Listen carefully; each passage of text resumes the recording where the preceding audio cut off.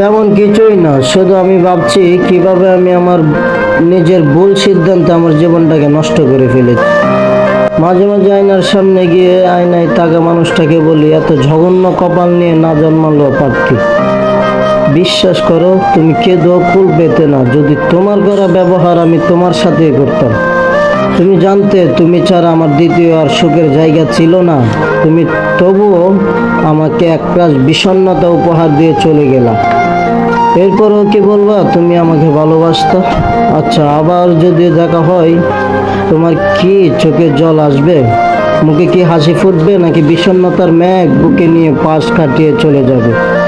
তবে যাই হোক, তোমার সাথে আমার আবার দেখা হোক, পুনরায় গায়ের গন্ধটা নিঃশ্বাস ভরে নিব, দু চোখ ভরে দেখবো তোমায়, আর বলবো, আজও কি আমায় ভালোবাসো তুমি?